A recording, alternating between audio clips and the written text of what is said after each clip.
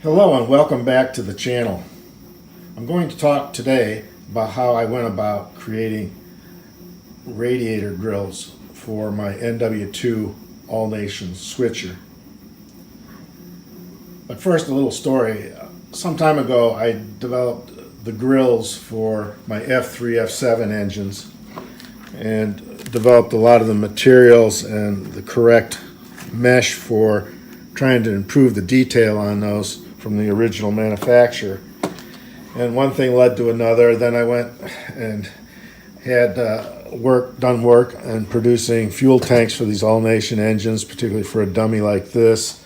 I did platforms for my A and B units, because a lot of times the old Bakelite ones would crack. They wouldn't work anymore, serve their purpose. So I've developed those replacements. I also developed the same power truck platforms for the NW2 in various PETG plastics and colors. And finally, I had on the drawing board the idea that I wanted to improve the front end of the NW2 switcher. Now this is a casting from the original kit, very heavy, well made, had some detail on the front. In its day it was probably considered pretty good, but I thought, well, maybe I can improve upon that, so I made a replacement for this part. But in so doing, I actually early on started thinking about and developing the parts for the internals. And so I'm going to turn this over and just give you an idea of what I ended up with here. And so I'm going to separate these out a little bit so you get a better idea of how this would go together, because I have this as a kit on eBay now and have slowly refined it, I think, and have made it better and better. So when you get the kit from me on eBay, you're going to come up with several parts. And to give you a little history, what I did initially was I printed a part to replace the original, and I printed less material in the front because what I really wanted to do was to take a grill which would look similar to. So the piece of grill that I developed was similar to the F3's, rectilinear, very thin, has good resolution and detail. And I was originally just going to take and put that particular grill in the insert here and then overlay the framework, if I can keep it in place here, and just tack it in with a little CA. And that's about all I was going to do initially. But push comes to shove and you get more ideas in your head, and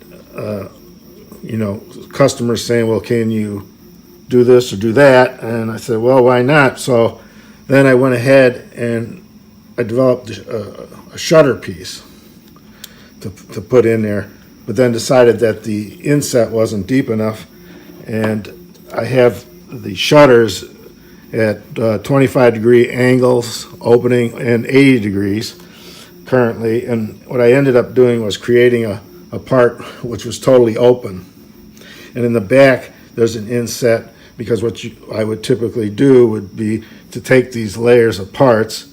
In other words, I would first put the grill in place with the shutter behind the grill, and then put my fan frame like so with my fans in there as the last component in the back. So when you see through it, you'd be able to see the parts and the shapes, and of course your final frame on the front. So actually what you would end up getting is something that looks like this on my current engine.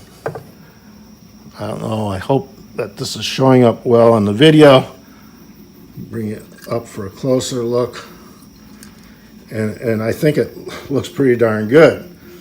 Now what I did for this piece here was, you have the mounts here for your detail, but more importantly on the back, if you were to look at the original part, it's got two screw holes here, which is the mounts on the inside of your body down here on the front.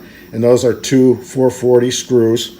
And what the user would have to do with this kit is just take a tap and tap these for 440, a bottoming tap. And I also created a little lens for the headlight.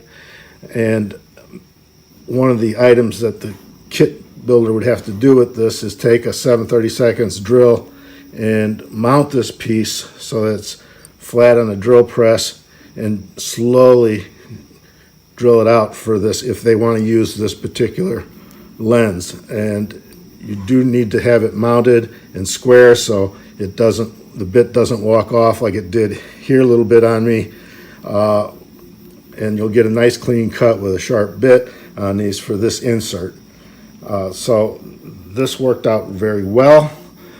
There is a pilot hole here because if you've ever seen the inside of the engine, the original lighting looked like mounted in on a little bracket and would light up the headlight, same as if on the other end there's a light in the cab, and this is the way it was originally done on the kit with this sort of a rig. Today you may want to use LEDs instead of a bulb, but as I slowly upgrade these engines, we'll take it one step at a time. But I thought you would like to see that I did facilitate a kit here for the model builder to improve the look and the detail. These two longer grills I just printed up in case somehow you'd want to implement those on the top of your engine for the airflow. And these are actually supposed to look like louvers, not shutters, and the airflow would be directed back as the engine moves forward. So that's basically the kit, and what I'm going to do is supply this part with maybe just the frame and a grill, or a frame, the grill and a shutter, or possibly the whole thing. It depends on the model builder what they want to do. They may not care to go to that much trouble and detail. So I hope you enjoyed this video. Please comment, share it with your friends. If you have any suggestions for improving on this, please let me know. And by all means, feel free to subscribe to my channel. So just a little side note, I decided to make a slight change to this particular part for the NW2 engine.